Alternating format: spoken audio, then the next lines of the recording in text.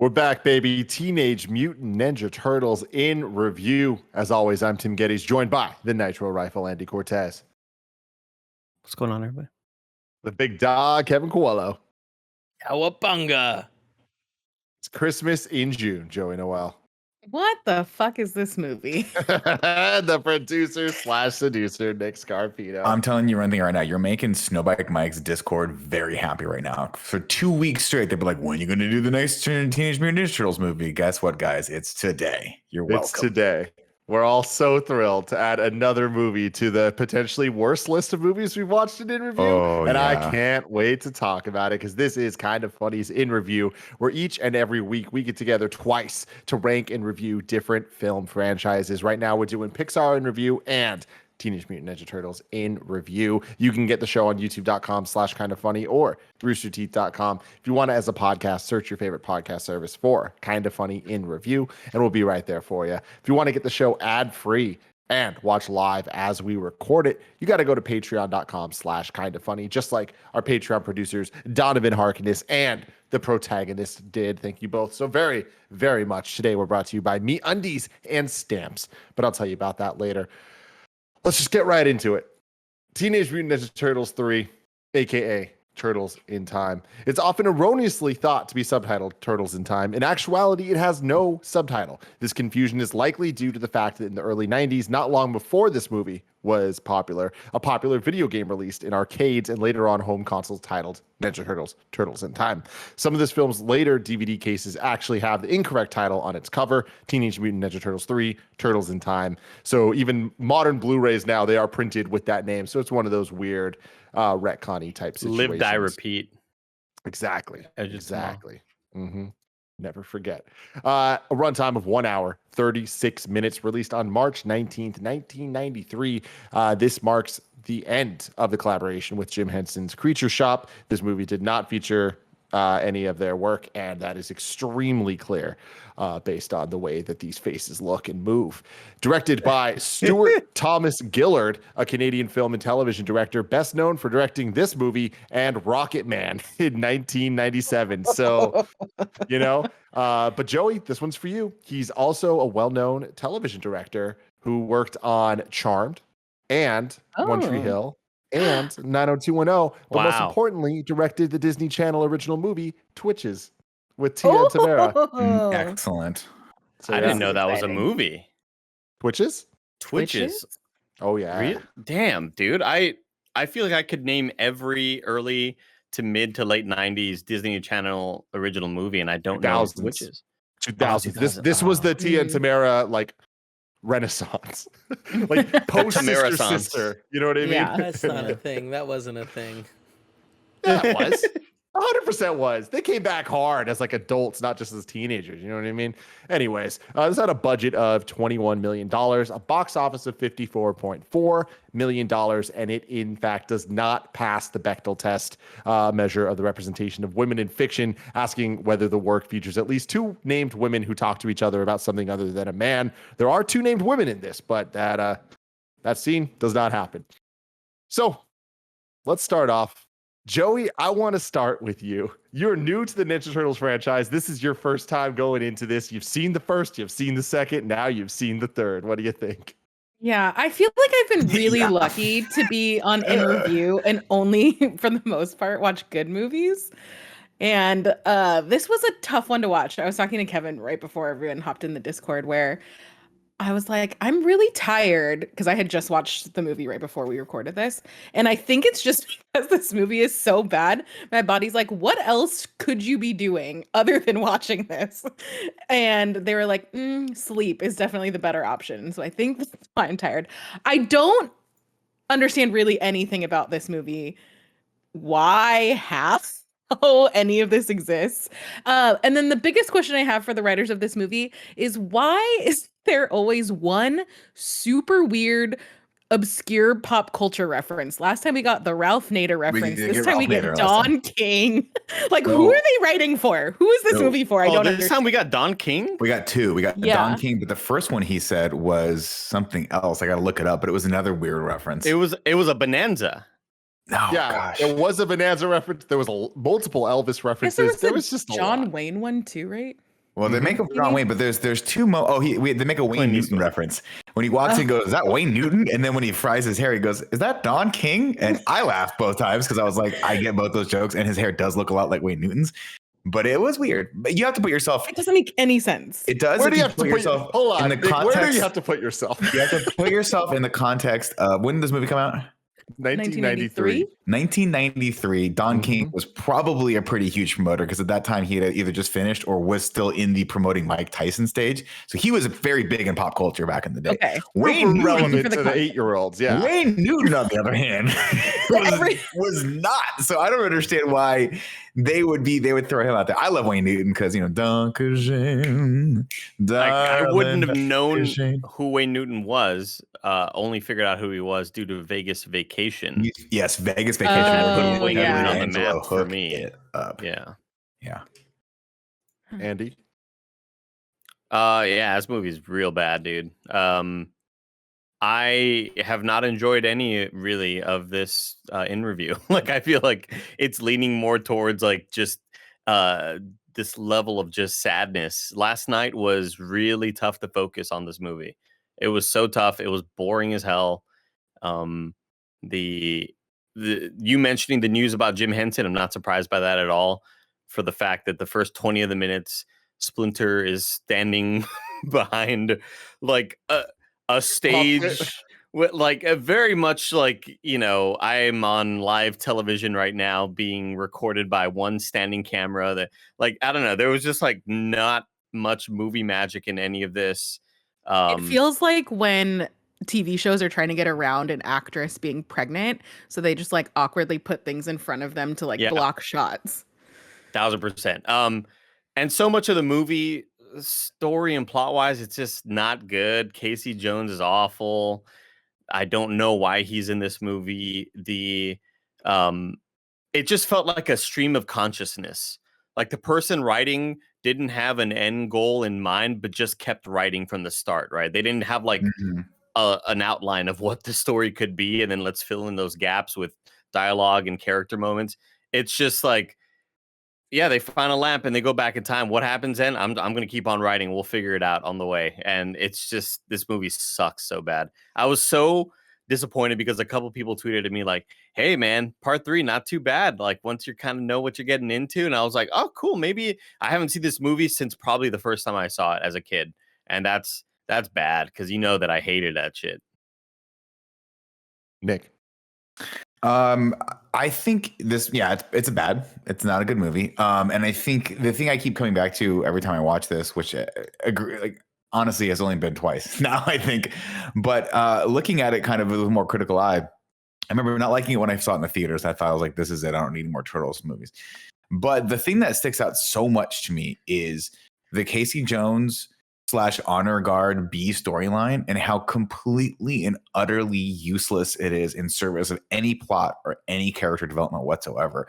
Not only that, why did you bring Casey Jones back in? Why would Splinter, like that was a great opportunity. You have a scepter that's on two ends of a timeline, right? Why would Shredder not steal that or have someone else steal that? And then Casey and Splinter or whatever, or April on that side have to go find it so they can link them back up, and that would add to the tension.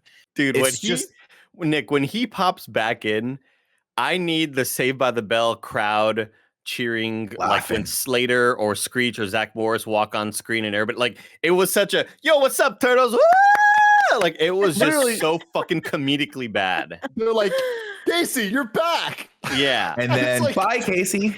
Yeah, straight up. It's such a weird thing where it's like it breaks the fourth wall in a way that like you didn't need to. And not only did that not add, it made it a little bit more convoluted and weird that Casey was just showing up to this place that he hasn't been before. Yeah, it was weird. It's almost like you want some of the characters to be back in the past and some of the characters back in the future, and then for them to meet up.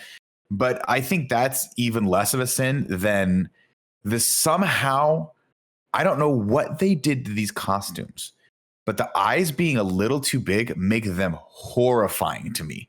And the fact that they put liver spots all over them that were just not blended whatsoever with the texture of the green makes it look like these things are diseased, psychotic turtles that are man-sized coming at you to kill you. Yeah. It's unbelievably off-putting. And you go back and I'm looking at the original costumes from the first two movies.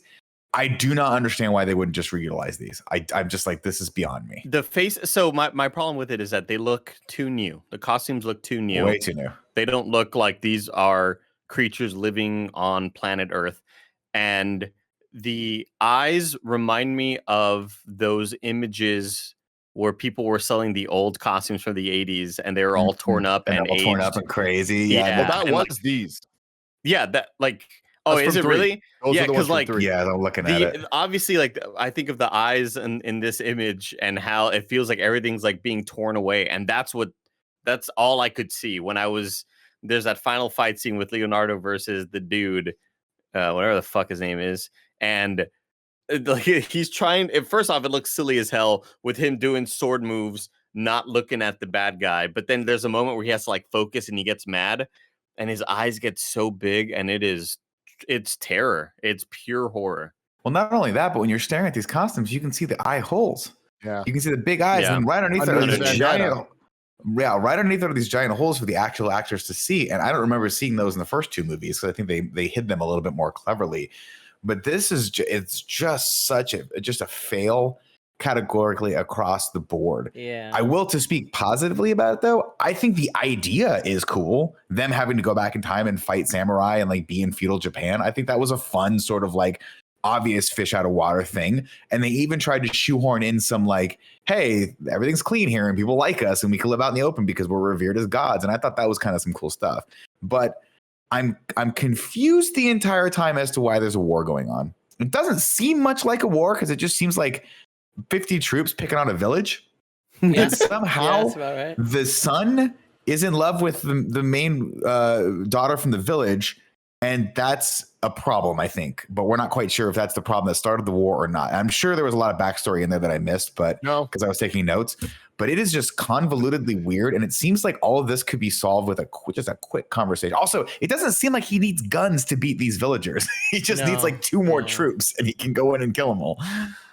Another thing that I feel like I might have missed, why is Casey Jones playing 2 different characters and he's the only one? No idea. Why? No Why? idea. When they like capture her Like and if they that first was the introduce, thing that they Yeah, go ahead. they Sorry. introduce the Wit character, it's like why?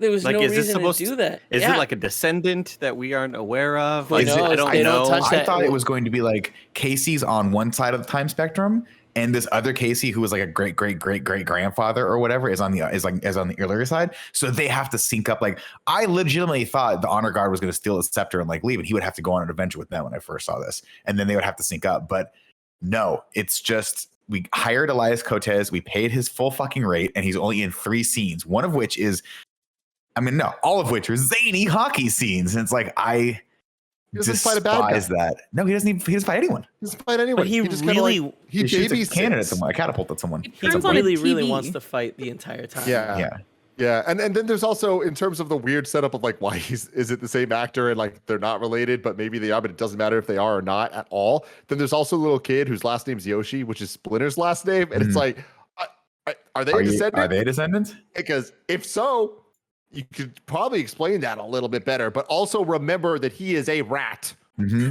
Not a human. He was not a He human. is not a human He is being. At no we've point already- was a human being. He was a rat. We have established he is a highly evolved rat that can learn karate from just looking at it over the span of 3 months. That's what we've Yeah, I established. for him. love how much that offends you. I definitely, I feel you right there, Tim, because at the very end, when we get that moment of, is Mikey going to make it back in time? And the other guy who's on Earth has the scepter and he's peacing out. And then it's almost like they switch spots as if the parallels are there of like these 4 Japanese people are supposed to be the turtles. I don't know what they were trying to get going. Like, what's the point? I don't know. I don't know. I don't know why they needed to just switch bodies. I think they could have just sent them back in time and then been like, we're stuck here. That would have been enough for me.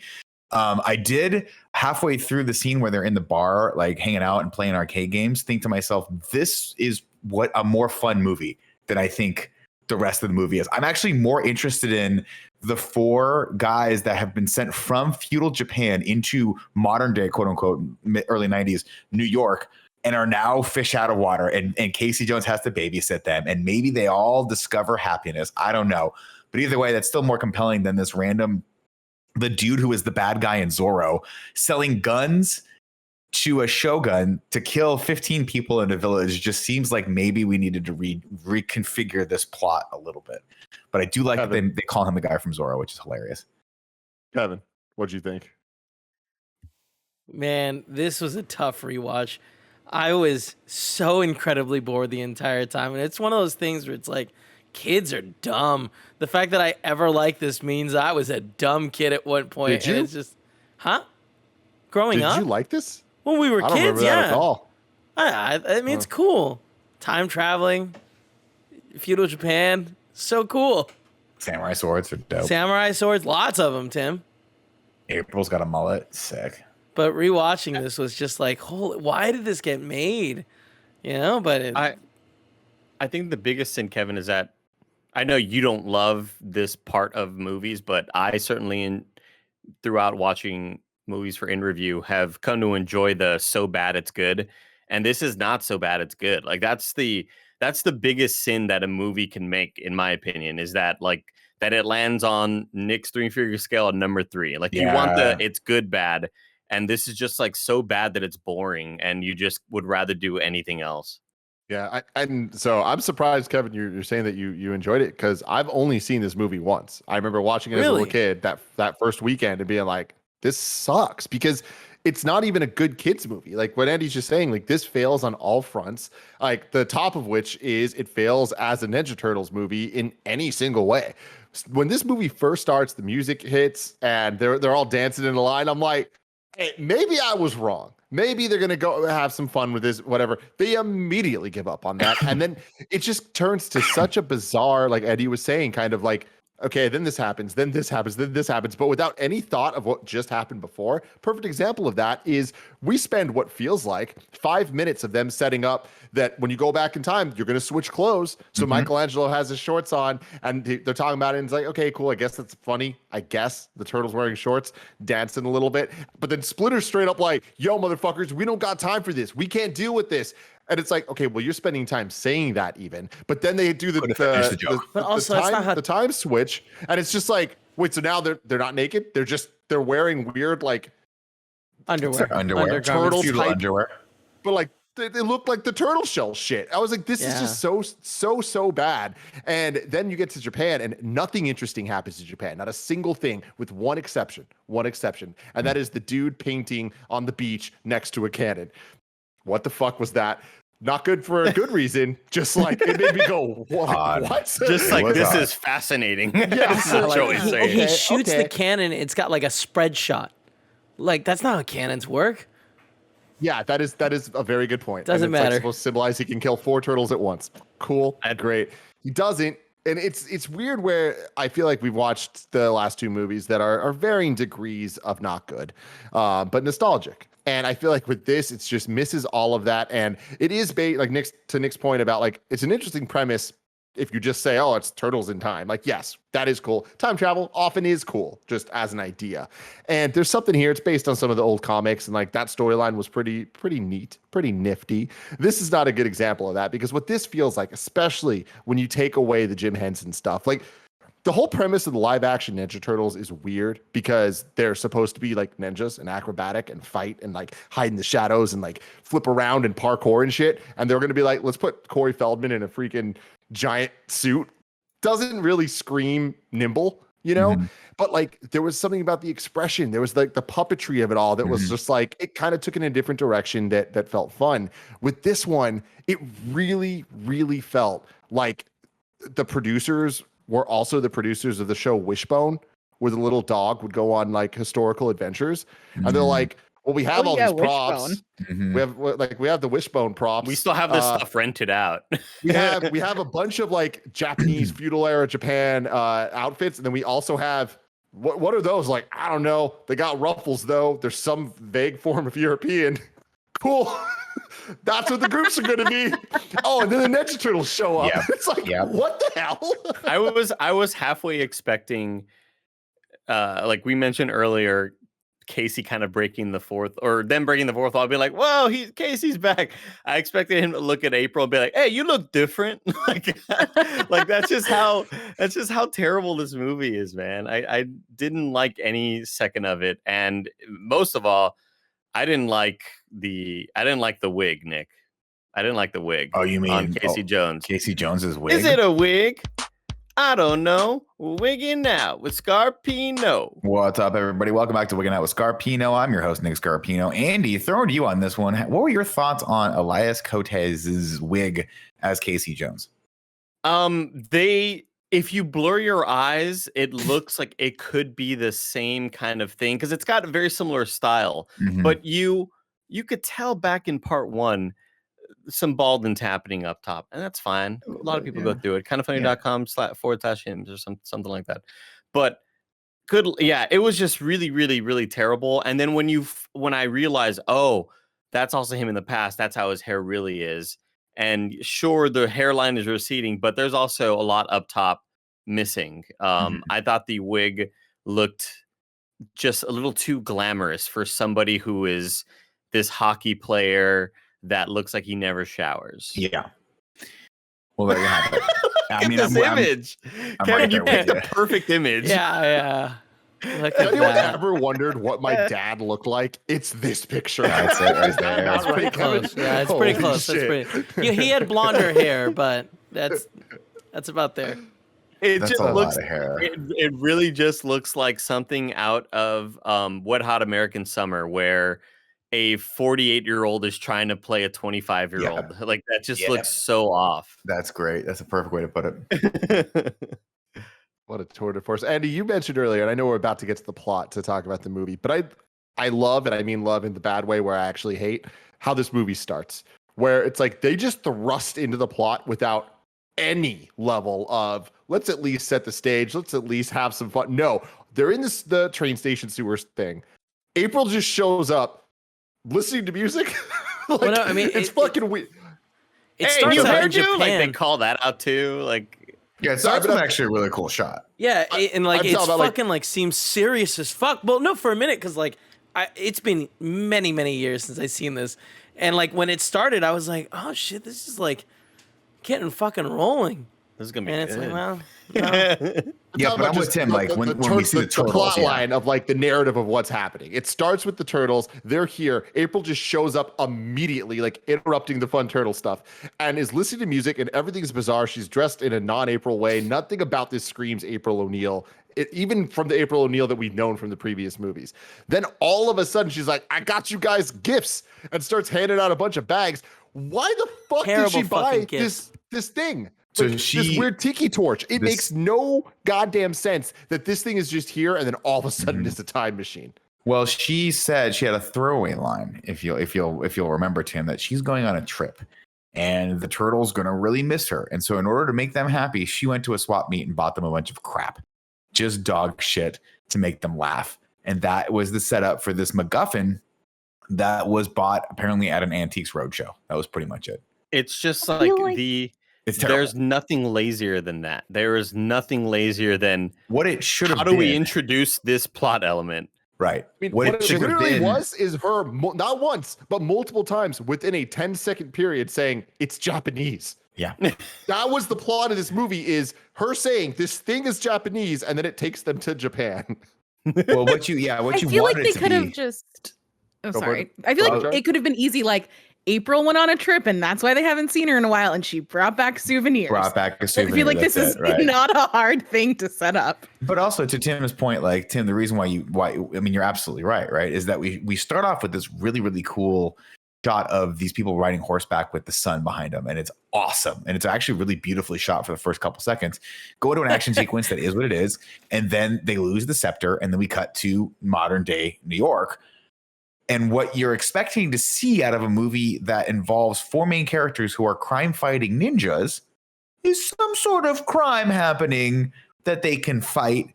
Like maybe someone's trying to steal the scepter, and they find it, and they don't know what it is, so they bring it back. It's amongst, I don't know, things like that. That's what you expect. But no, they're like, they can't move that well in these suits. Let's limit the amount of time that the ninjas actually do any ninja fighting to like 5 minutes in this movie. Call it a day.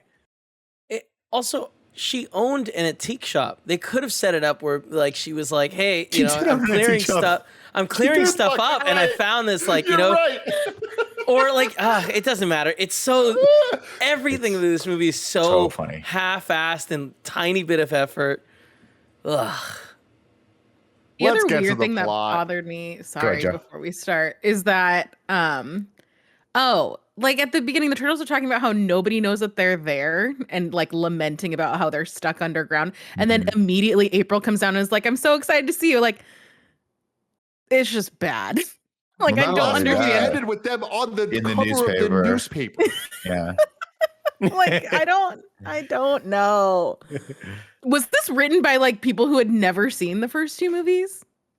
I think it's like that time that where in the 80s they tried to make a Spider-Man film, and the guy that was the head of Canon Films was like, Spider-Man's a ninja, right? So they made a Spider-Man ninja film and had no idea who Spider-Man was. I think it might be the same people that made this film. This is the plot for Ninja Turtles. How many things rhyme with Ninja Turtles? I didn't have a lot of time for rehearsal. Red is for Raphael. Donnie's purple. Teenage Mutant Ninja Turtles 3, It's gold, Andy. It's gold. sometimes referred to as Turtles in Time, or depending on where you're at in the movie, at a time. Wow. Nice. To get back to the future. Nice, dude. We must hurry. Mitsu is in great danger. Mitsu? Who? Yeah, that's right. Mitsu. Yep. That's the level we're getting. And to be clear to anybody, because I know a lot of people just watch the in review and don't actually watch the movie, that wasn't a Nick joke. That was the movie. That was a direct line from the fucking movie. That was a line from the movie. Japan 1603. We see a group of samurai chasing a lone warrior on horseback through the woods. Like I said before, I really like the way this opens. I like the shot. It is very reminiscent of the rising sun, the flag, all that stuff. You see them kind of coming with the sun in the background. Very, very cool. And for a second, I was like, maybe I misjudged this when I was a kid. Maybe I had terrible takes back then, but now I've grown. Nope, still terrible. That man is Prince Kenshin, and he does not want to go back to the palace. So he fights them in the forest as Mitsu watches from the trees. But they get the better of the prince. Yeah, Mitsu. You know what, Andy? You got me. I'm taking that line out. Redo it. When they take the prince back, she grabs his sword, and we go to the weirdest title sequence ever set to a song. I Can't Stop Rocking. I guess Tim liked this, but to me, this was just jarring and weird. You know what I can't stop doing, Tim? Wondering why they made the turtles' eyes so freaking big. Also, the spots are a little aggressive. Maybe we could have toned those down a bit, right, Andy? No, but I'll tell you this. I think the spots probably looked, they look awful. Holy shit. Awful. I think the spots terrible. Probably, no, but I think maybe they looked better on a standard def TV, but now, like the movie looked like really holes. nice compared to the last movies quality wise. Like it looked really sharp compared to the last two, and that did not help it at all.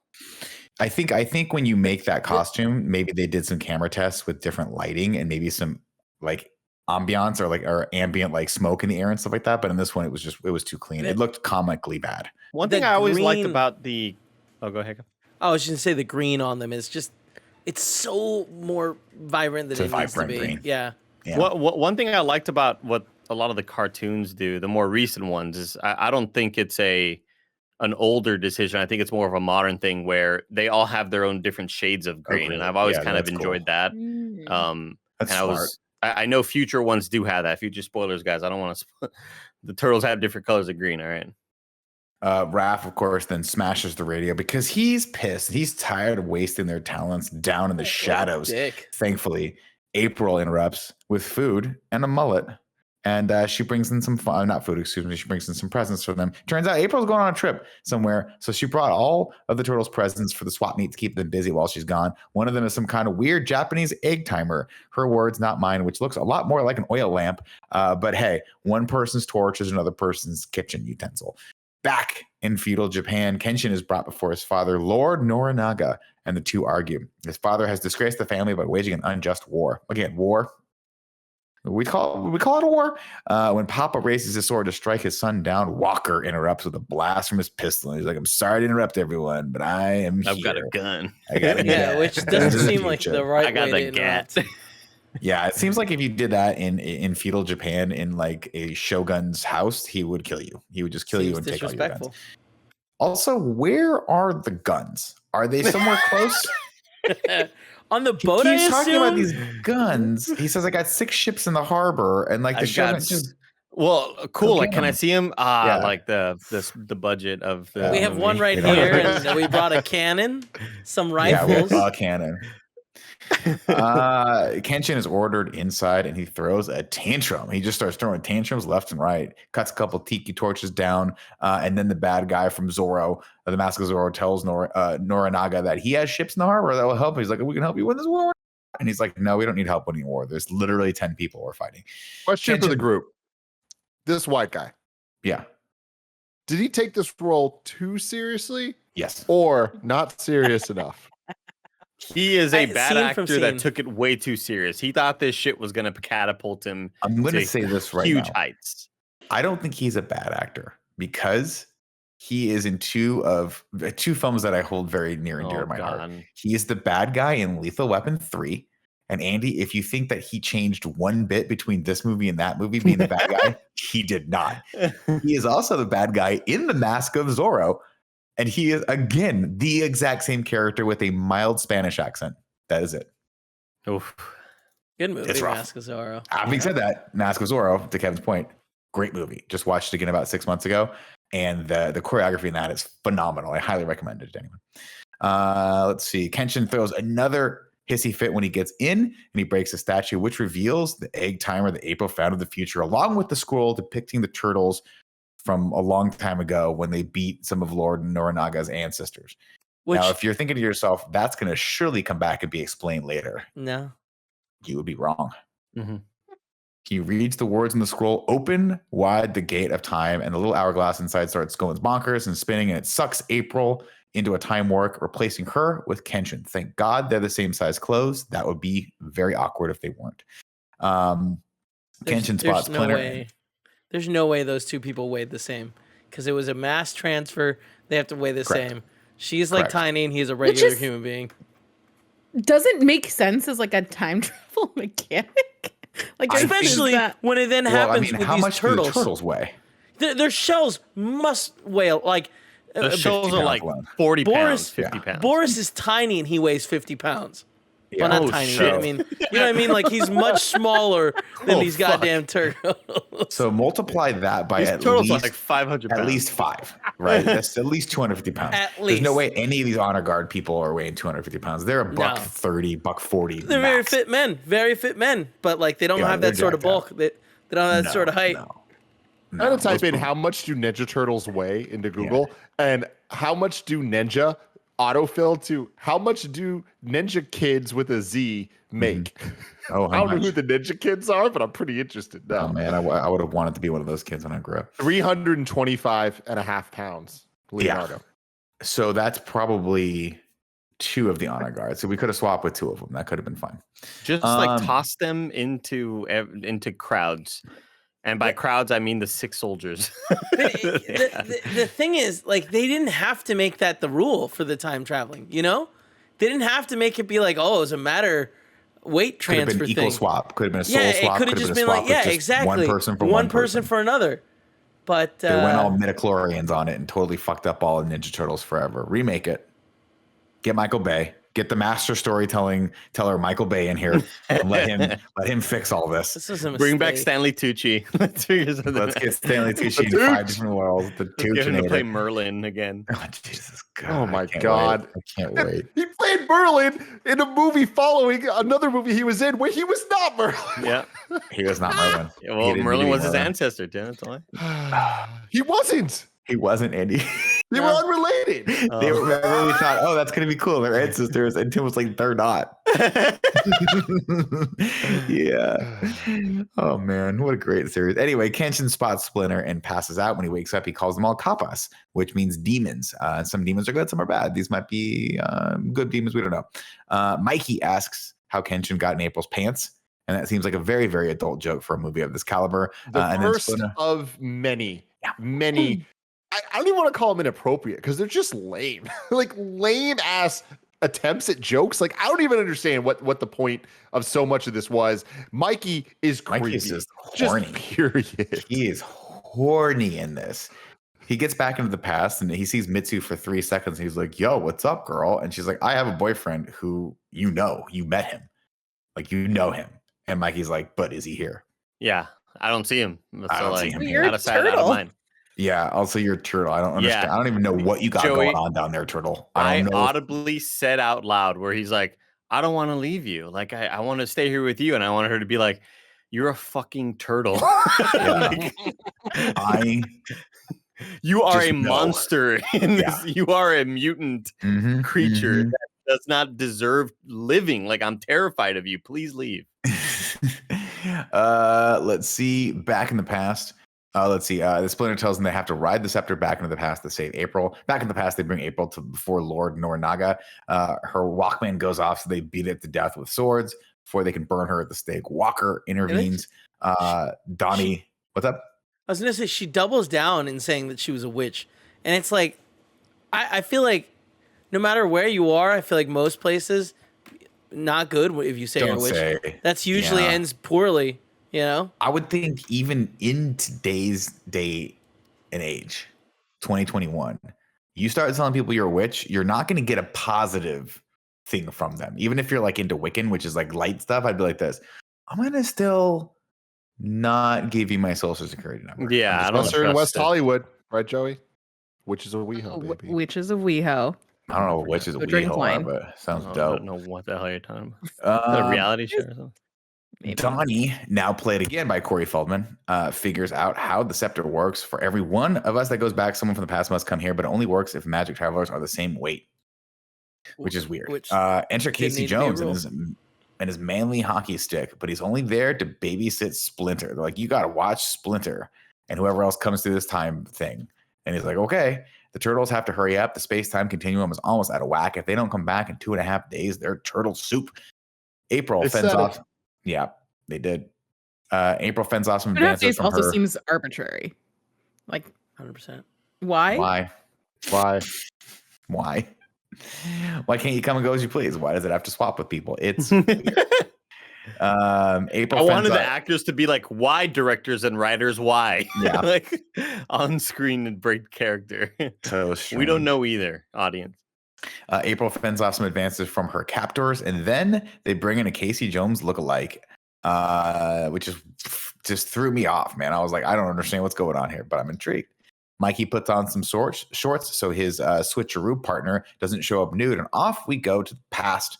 They're replaced by Kenshin's honor guard, which at first you're like, this is a bad thing because these guys have been established as being like the hardest of the hardcore, like loyal to Lord Norinaga, and they're going to start killing everyone. So Casey's going to have, maybe they'll bust out, steal the scepter, and Casey's going to go have to figure out how it is with the help of Bebop and Rocksteady. But then he just turns on some hockey, and they're like, we're in. We like this place. Y'all have pizza. Let's go. The turtles get blasted to the past and arrive on horseback in the middle of a battle. And then someone says, hey, dudes, check it out. We're in Shogun, which I love. That's a great reference to a movie. Even as a child, I barely had an understanding of, but it turns out 5-hour long right? epic movie. I think it was a miniseries. I want to say it was long. It was a book. It was a really, really, really big book that was based off of whatever it was. I never read it. I was too lazy. Nor did I ever watch, clearly, the show. I just thought it was cool that it was called Shogun because it's a cool word. Mikey gets separated from the gang and Mitsu knocks him off his horse. Casey and Kenshin squares off against it's the cool word, Tim. Shogun. Say it with me. You're right, cool. Nick. It's just it's just that it went from like, it oh, was it's a this miniseries established thing that I've heard of, but Nick's clearly a fan of and has watched and whatever. Like, he's gonna tell me now. I'm gonna be like Robotech. He's be like, yo, yeah, it just sounds cool. I don't know what it's about. I mean, it does sound cool. Never watched it. I think it was a miniseries, right? Wasn't it? Yeah, Kevin? it was a miniseries. I just looked it up. Yeah. It was just long. How long was it? Can you look at the link? I remember being long. And then when I was a kid, I was like, that looks cool, but I'm not going to watch this. Under running time, it says 62 minutes, 180 minutes, 125 minutes theatrical version. So you take your pick. One of them. We'll go with 125. That sounds about right. I think it was like a precursor to that movie that Tom Cruise did where he goes to Japan and becomes the last samurai. I feel like it was something like that because I think it was like a white guy that has to be a samurai. Tim? Yes. That's all I know. That is the extent of which I know Shogun. We don't need to know more. We're not asking for more. I mean, could you look up the page count for the Shogun book? No, on it. let's see. This episode is brought to you by Stamps.com. Are you still going to the post office, still paying full price for postage? Well, thanks to Stamps.com, you don't have to anymore. Mail and ship anytime, anywhere, right from your computer. Send letters, ship packages, and pay less, a lot less. With discounted rates from USPS, UPS, and more, Stamps.com saves businesses thousands of hours and tons of money every year, including Kind of Funny. We have been really, really reliant on Stamps.com to get things sent out over the years, and we could not thank them more. Stamps.com brings the services of the U.S. Postal Service and UPS right to your computer. It's a must-have for any business, whether you're a small office sending invoices, a side hustle Etsy shop shipping out orders, or just navigating this hybrid work life. Stamps.com can handle it all with ease. No wonder over 1 million businesses choose Stamps.com for their mailing and shipping, again, just like Kind of Funny. With Stamps.com, you get discounts up to 40% off post office rates and up to 66% off UPS shipping rates. Stamps.com is a no-brainer, saving you time and money. It's no wonder nearly 1 million small businesses use it. Like I said,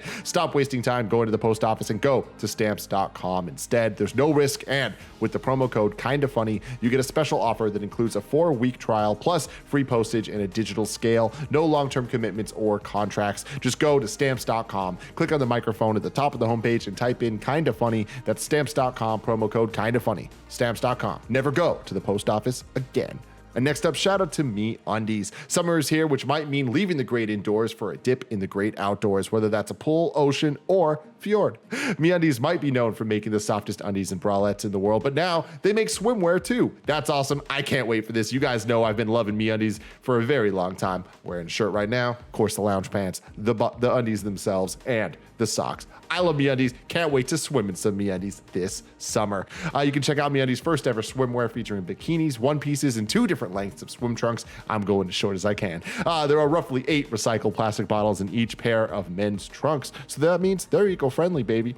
Each one piece of bikini is made from recycled nylon derived from factory scraps and old fishing nets, which keeps our oceans looking beautiful. So there you go. Swim in an even cleaner ocean while you're looking fresh and clean. To get 50% off your first order and free shipping, go to MeUndies.com/morning. That's 15% off your first order by going to MeUndies.com/morning. Mikey gets separated from the gang and Mitsu knocks him off his horse, knocking him out in the process. Casey and Kenshin square off against the honor guard, but Splinter cools them all off. And he's like, cool off. Lord Norinaga calls for his honor guard, but when they disappear, the turtle shit hits the fan. Niles calls Raph.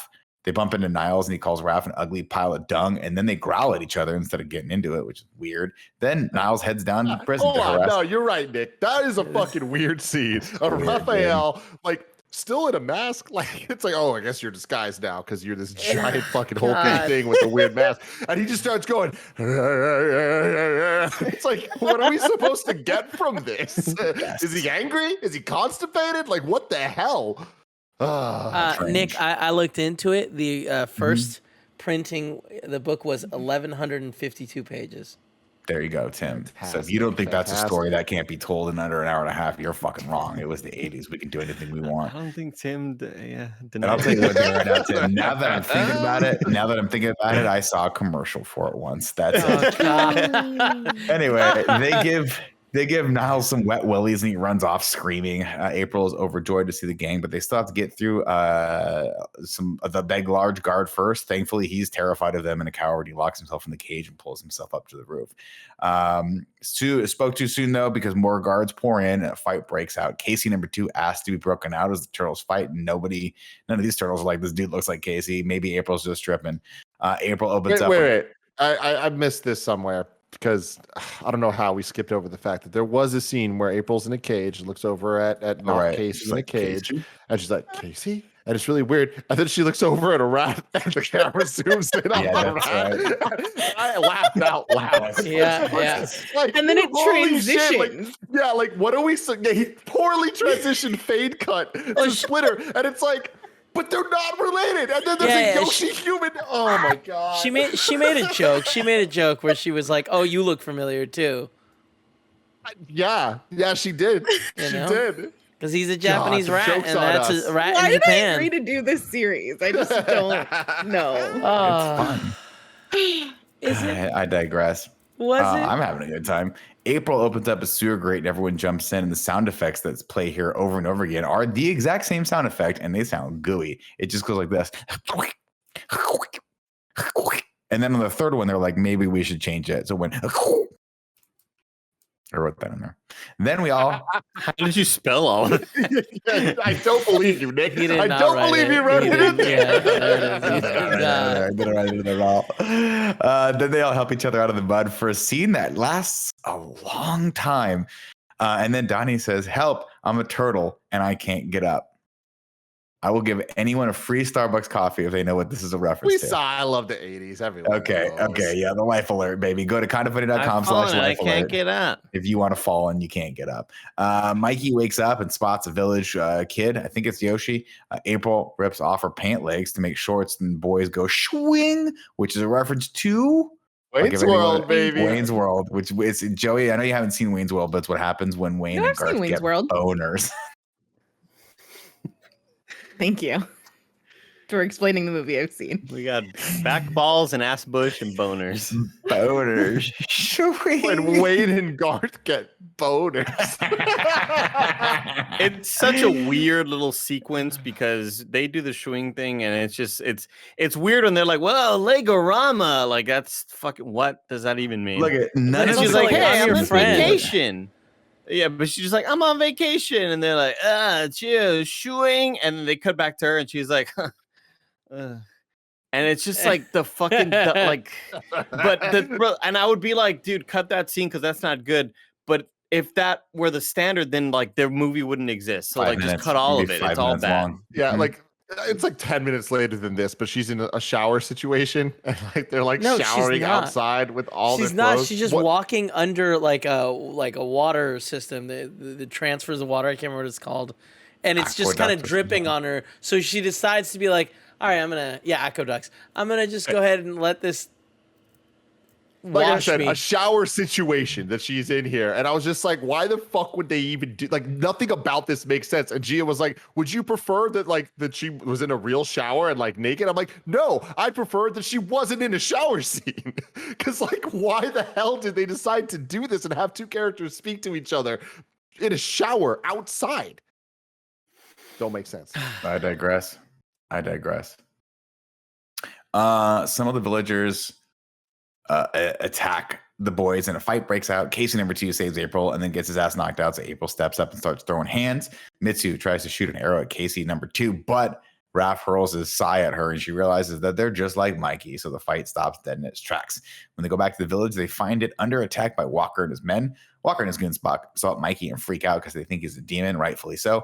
Walker tries to shoot Mikey, but the dudes intervene. They corner him, and Mikey calls him the Zorro. He's like, that Zorro dude, which again is hilarious because 5 years later, he would be the villain in The Mask of Zorro. And I didn't know if they knew that or not, but maybe, just No. maybe, Tim. They didn't know that, He's Nick. clairvoyant. Just like I was clairvoyant last night when I called it, Kevin. Did you have a milkshake? No.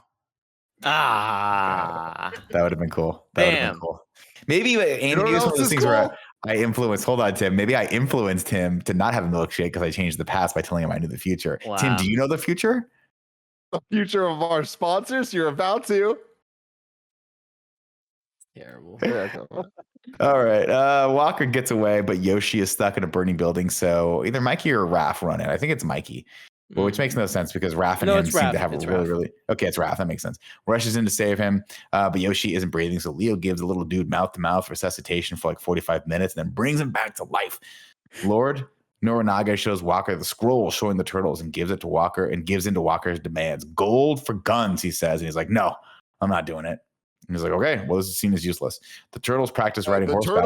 The turtles doing the mouth-to-mouth resuscitation and it lasting as long as it did. This was the moment in the movie that took me out of it so much that it made me think like, why did they do this with the Ninja Turtles? Like, why wasn't this just some other movie entirely? Like, when one of the main things, if I were to ask you guys, what do the turtles do in this movie? Mhm. And like you had to name 5 things, one of those things shouldn't be mouth-to-mouth resuscitation with a young boy.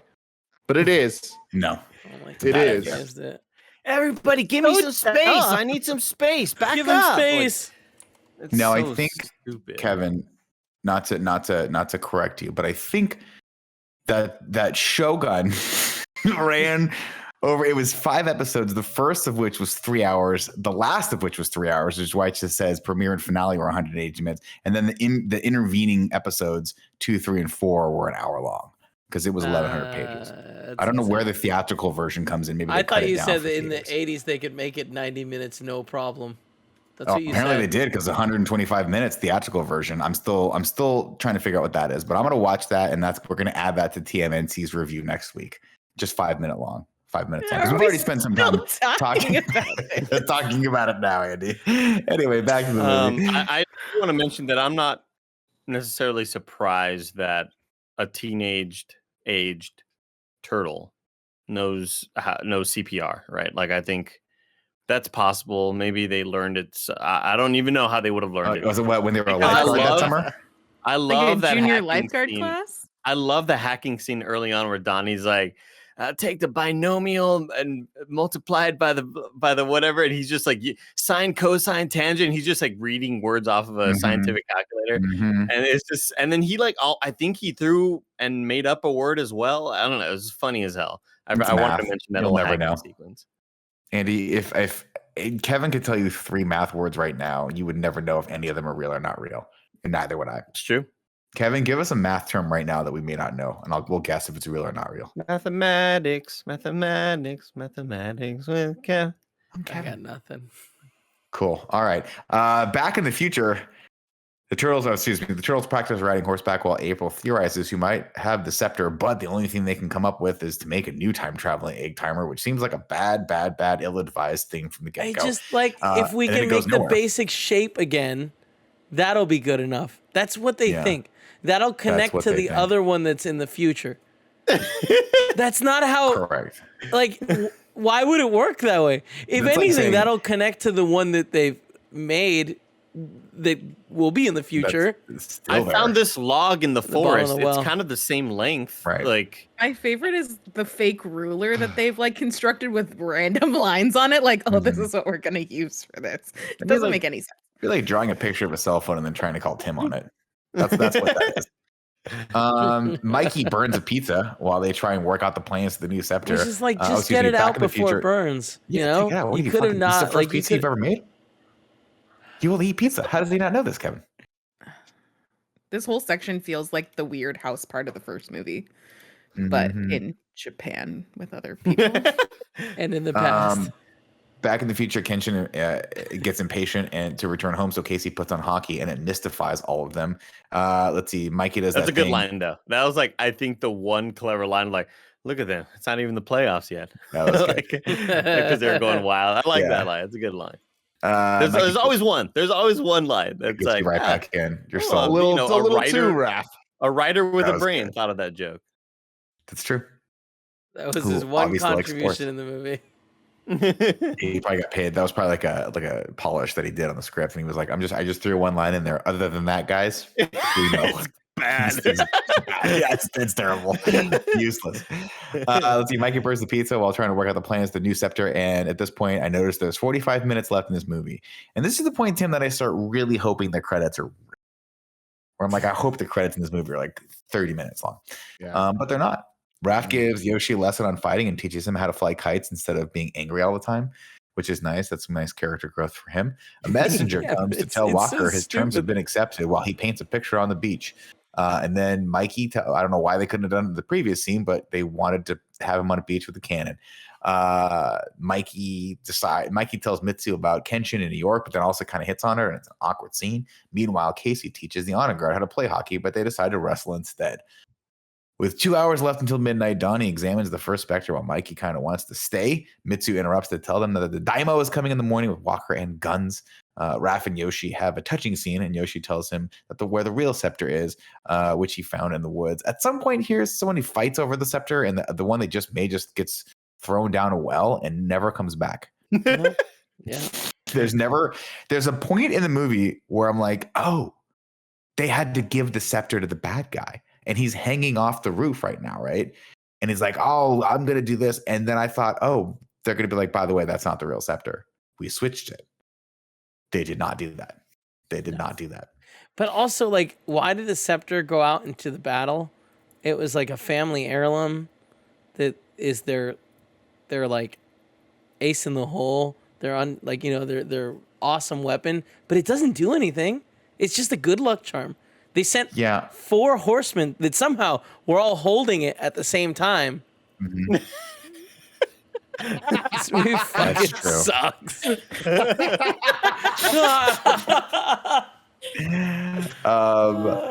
Let's see. Raph and Yoshi have that touching scene, and then Yoshi reveals that the real scepter is hidden there. They have the whole time. So now he and the Kappa go home. So he's like, I want you to go home so you don't have to die in the morning. And it's very, very cute. But it turns out they're like, we're not happy about this because Mitsu must have known this and they're planning the whole time. But it's not their fault. It's her father's fault that told them to hide the scepter so they'd fight for the village instead of Mitsu, who just got kidnapped by Casey number 2. This whole scene is just freaking like a perfect example of like everything wrong with screenwriting, where it's just like, so, oh fuck, we need some type of drama. And it's like, well, now she's mad at him because of this. And it's like, a second ago they weren't, and we didn't need this. You only introduced this plot point to have conflict. And that conflict, it should never be we introduced this thing and the next thing is the response to it. Like there has to be some level of like development. There's no development. It's just this, then that. But like this would have made more sense had they been like, oh, hey, this demon scroll is a prophecy. Instead, they're like, this is something that happened in the past. And then they never explain why. Like, how is that something that's happened in the past? Those are clearly these turtles. You have to imagine someone was like, we need to give ourselves a little bit of wiggle room for Teenage Mutant Ninja Turtles 4, Back to the Future, or whatever, where they go even farther back in the past. And then it's Lord Norinaga's great-great-grandfather. And he's like, just fucking I want to call something out right now that has nothing to do at all with this movie, and I thought it did.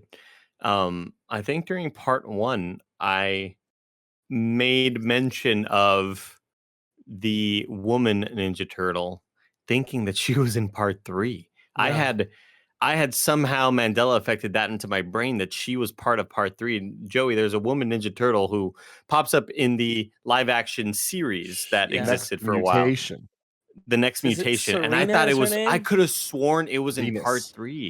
Venus de Milo. Serena. Close. It's close. I love Kevin's word association. Serena Williams, Venus. They were great. They were great tennis players, though.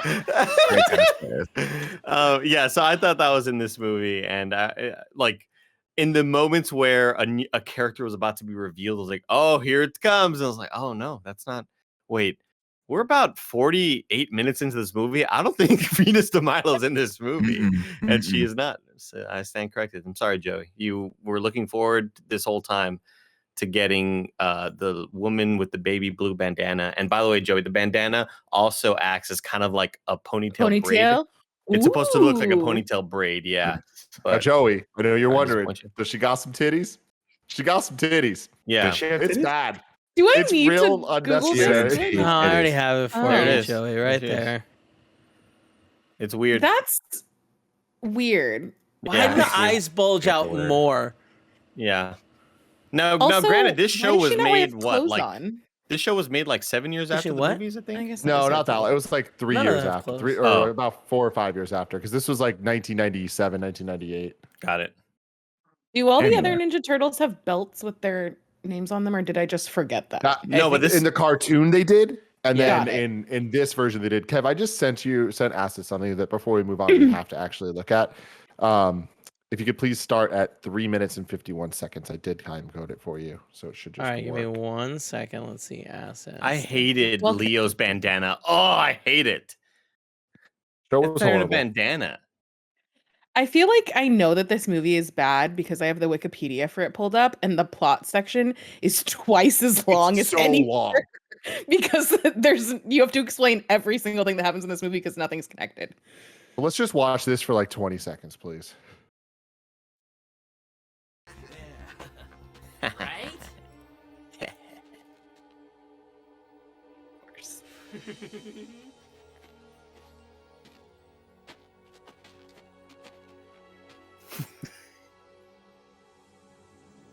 hype as fuck right here. The Black Ranger just runs over. Yeah, look at her chest. Why did they do this? I hate that. It's so weird. It's so weird and awful. By the way, speaking of Power Rangers, Tim, did you see that one clip of all the Power Rangers like joining forces, like Avengers style? Oh yeah, Super Mega Force, baby. Dude, that was amazing. I didn't know that thing existed, but suddenly, like every Power Ranger possible is popping up on the mountains, like Geo Force or whatever the fuck. Like, no, that's not Geo Force. That's the Geostorm. Anyway, but yeah, all the Power Rangers are popping up, and it's like Avengers portals with everybody coming through. It's so sick. I got chills, and I don't know. I watched like 2 of those. Anyway, back to the Anyways, Nick, back to the plot. You're muted. Hello? I thought you were suspiciously quiet the last like 2 minutes. Was I? Oh, sorry. I must have hit the mute button. My bad. Yeah, I made a banger joke. I was like, of course, Tim has seen all of the fucking, what are they, Captain Power Rangers coming together. He probably saw it before it even came out. That was a great joke. That was really good during, like, I timed it great, Andy, but you just guys did. Oh, damn. Yeah, I missed the window. Yeah, my bad. Anyway, Evil Casey proposes a trade Mitsu for the scepter, but then they give him the scepter and he's like, well, I'm going to take it back to the thing anyway. So bring me Kenshin to the castle in exchange for Mitsu. And they're like, why? What the fuck do you care about this guy? Like, who cares? They take Mitsu to Lord Norinaga. Casey offers the scepter to Walker so he can stop being his spy and start being his partner. And then April barges in, just straight walks out the door and demands to see the Daimyo as the boys scale the wall of the prison and head up to poop shoot again. How did she get just walk through the front door again? Kevin, why did no one stop her? People in any one of these they're places. like, hey, that's the witch lady. Like, for sure, like, gonna want to stop if her. we take her to the man of the house.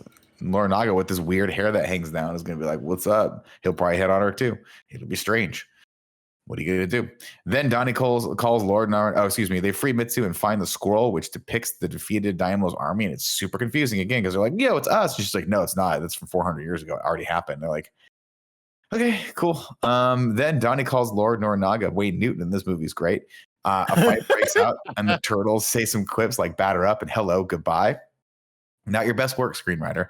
Donnie opens the gates and the villagers pour in, and the big old battle breaks out. Then Norinaga and Leo sword fight. Leo gets the better of him and then uses his sword to cut off the Shogun's top knot, and then he drops a bell on him. Mikey asks who's trapped inside, and Leo responds, Norinaga. Then Donnie says, name rings a bell. And then he hits the bell. Movie's fantastic. Put it in I'm gonna vomit. Walker brings April in, and the men surround the village with guns. Wit tries to stop them, so they throw him into the firing squad. And you're like, it's a little too late, man. You just kidnapped April. I don't think anything's really gonna be a redemption arc for you here.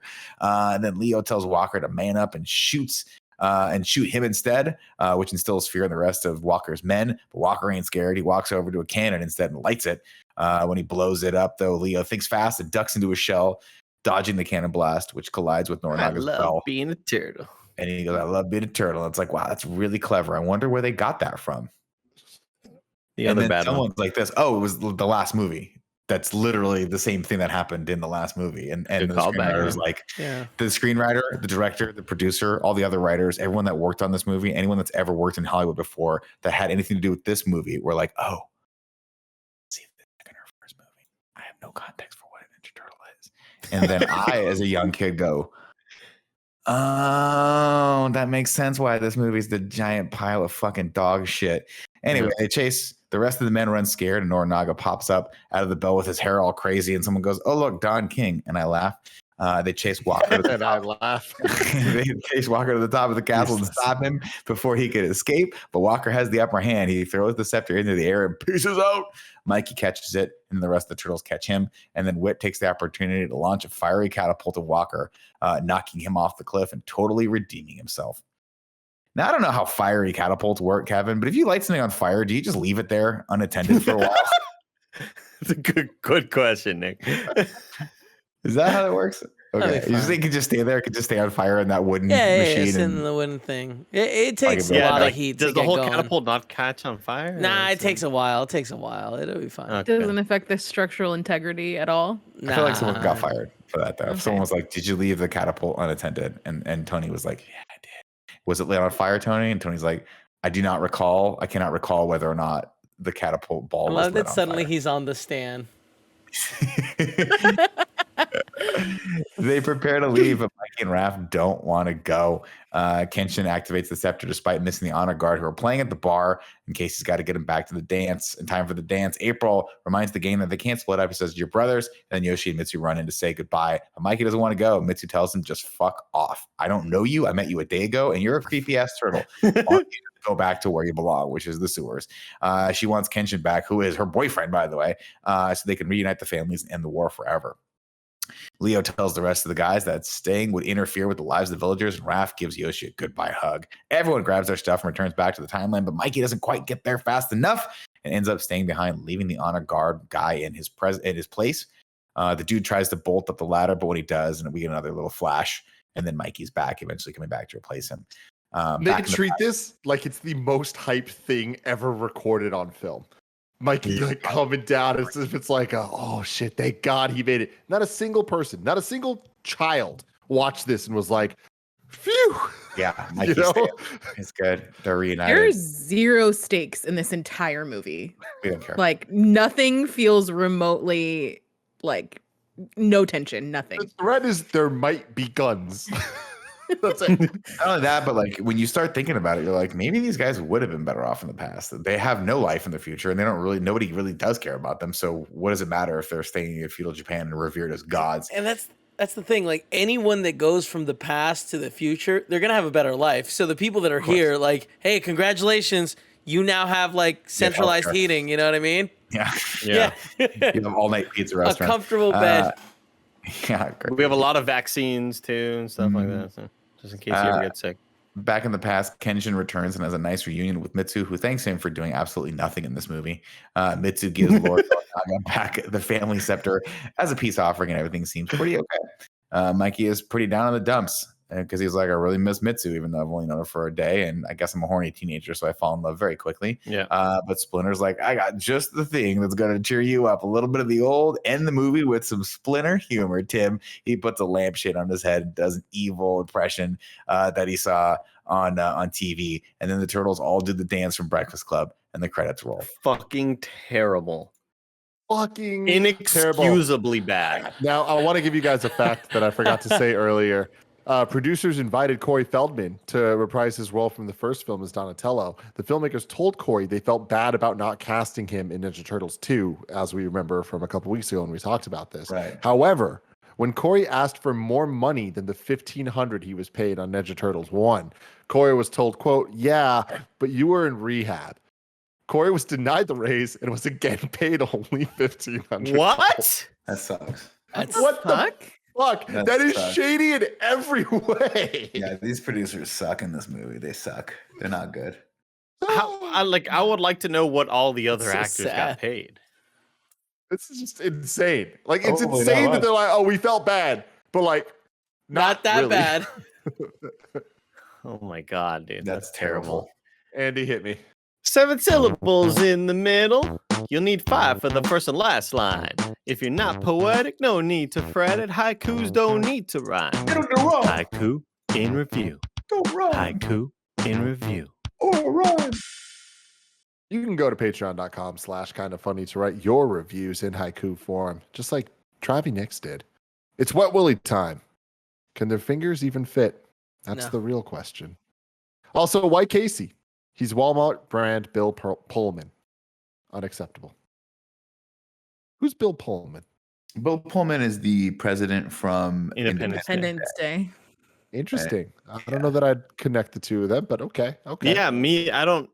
Oh, like, are you saying the actor is like Bill Pullman or An interesting pull, man. I man? think Casey Jones looks more like the guy from SVU that Gia likes, whose name I don't remember. Joey, Yeah. that's Joey. Oh, no it's joke. Stabler. I thought that's always who this Stabler, that's was. Christopher Yeah, me too. Maloney. Me too. Yeah, Chris Maloney's Yeah. bad I thought motherfucker. this Do was not. Maloney the whole time until Don't mix Nick it up. mentioned the name here on this review, and I was like, They do Huh, look maybe- very similar. Did they get a new actor? No, I always thought it was Christopher Maloney. I'm blown away, like no joke. I just tried to not to act like it, like, oh yeah, Nick, I always knew that's who that was. I mean, when I was a kid, I thought they were the same person too. I actually was like, then when I found out they were separate people, I was like, I'm a Elias Cotes fan. There's nothing this Chris Maloney guy can do to ever fucking turn me around.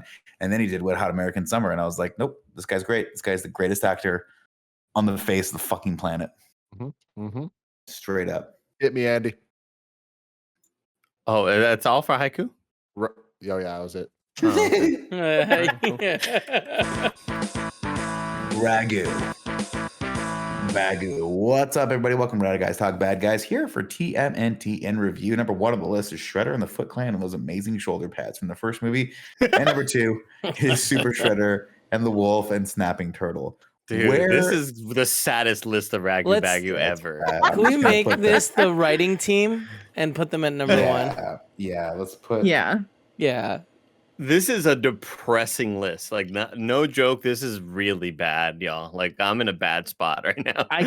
Man, and it sucks because it's like the TMNT, what's the director that did the Michael two Bay? latest ones? Michael Bay ones is like, the list just keeps being trash. Just utter trash. There's no silver lining to this list. No. Do we all agree the writers of TMNT 3 are the worst bad guys this movie has? Put there. By worst, I mean best. So I'm gonna put Lord Nornaga and Walker and the screenwriters from this film. I'm putting them at dead last though. Oh, good lord. Yeah, that's a good point, Nick. These things don't deserve to be first on any list. Yeah, you're right. Although, I mean, look, y'all, we have some other movies coming up. I know we haven't even ranked this one yet, but like Nick, did you know that Seth Rogen and his team are working on a new one?